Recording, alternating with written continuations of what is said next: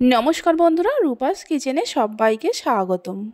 आजकेर रेसिपि दोकानेर मतो नरम तुलतुले रसगोल्ला बानानो खूबই সহজ। আপনারা যে কেউ খুব সহজেই তৈরি করে নিতে পারবেন। তাহলে চলুন রেসিপিটি দেখে নেওয়া যাক। শুরু থেকে শেষ পর্যন্ত দেখার জন্য আপনাদের কাছে অনুরোধ রইল। প্রথমে ছানা কাটিয়ে নেব। এখানে আমি 1 লিটার দুধ নিয়েছি। গ্যাসের ফ্লেমটা হাইতে করে দুধটাকে একবার ফুটিয়ে নেব। দুধ ফুটে উঠেছে, এই সময় গ্যাসের ফ্লেমটা বন্ধ করে দেব। বন্ধ করে দিয়ে এইভাবে 2-3 মিনিট রেখে দিয়ে দুধের অতিরিক্ত গরম ভাবটা কমিয়ে নেব।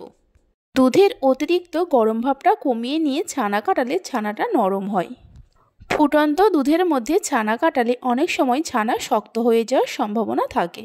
একটা বাটিতে আগে থেকেই 3 চামচ ভিনিগার আর 3 চামচ জল মিশিয়ে রেখেছিলাম। দুধের মধ্যে দিয়ে ছানা কাটিয়ে নেব। আপনারা চাইলে টক দই, লেবুর রস যে কোনো কিছু দিয়ে ছানা কাটিয়ে নিতে পারেন। ছানাটা কেটে গেছে। একটা ছাঁকনির মধ্যে সুতির কাপড় দিয়ে ছানাটাকে ছেঁকে নেব।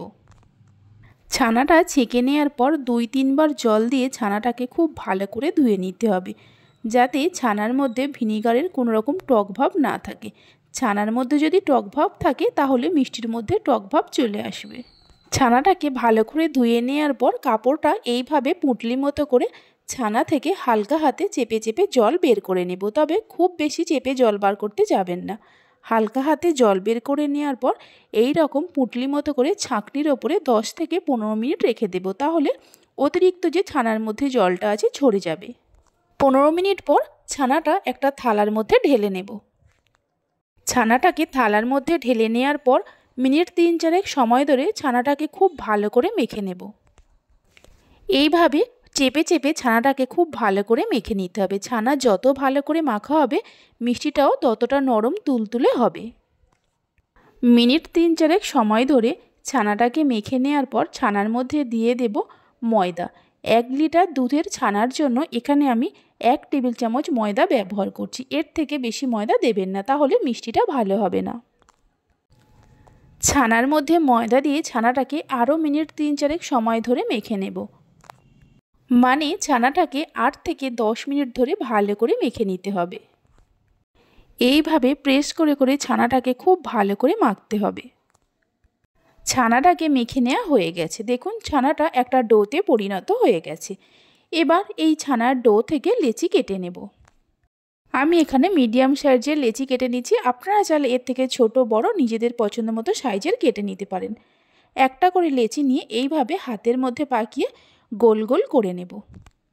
দেখুন ঠিক এই রকমভাবে প্রত্যেকটা ছানার বলকে গড়ে নেব।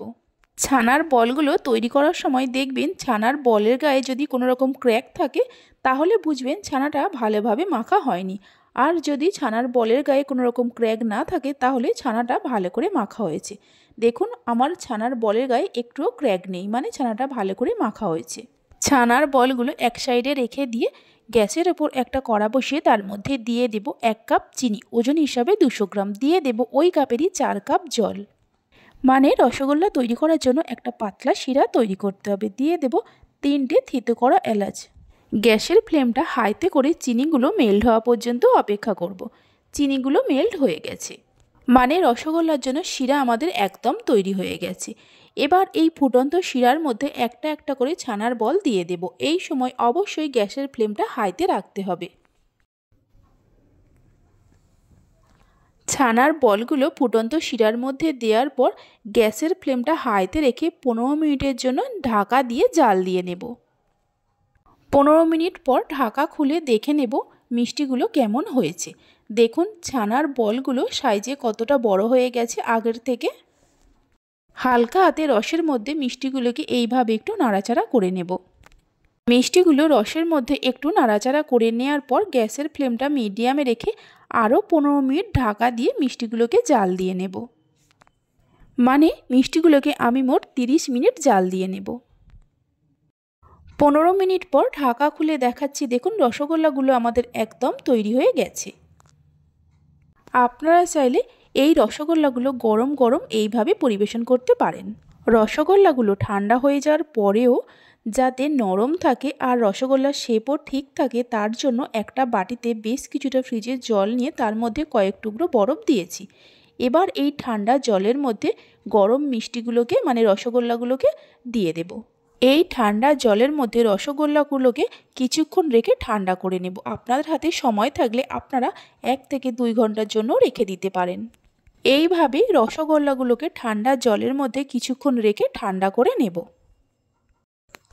রসগোল্লাগুলো ঠান্ডা হয়ে যাওয়ার পর রসগোল্লা থেকে ভালো করে জল ঝরিয়ে নিয়ে একটা মিক্সিং বোলের মধ্যে তুলে নেব। অবশ্যই রসগোল্লাগুলো থেকে ভালো করে জল ঝরিয়ে নিতে হবে। ভালো করে না জল ঝরিয়ে নিলে রসগোল্লার মধ্যে ভালোভাবে রস ঢুকবে না। এইভাবে হালকা হাতে চেপে চেপে ভালো করে জলগুলো ঝরিয়ে নিতে হবে। রসগোল্লাগুলো থেকে জল ঝরিয়ে নেওয়ার পর কড়ার মধ্যে যে রসটা ছিল এইভাবে ছেঁকে রসগোল্লার মধ্যে দিয়ে দেব। রসগোল্লার মধ্যে রসটা দেওয়ার সঙ্গে সঙ্গে কিন্তু রসটা খুব ভালোভাবে রসগোল্লার মধ্যে ঢুকে যাবে। দেখুন একটা মিষ্টিকে আমি কেটে দেখাচ্ছি মিষ্টিটা কতটা নরম হয়েছে আর রসটাও কত সুন্দরভাবে রসগোল্লার মধ্যে ঢুকে গেছে।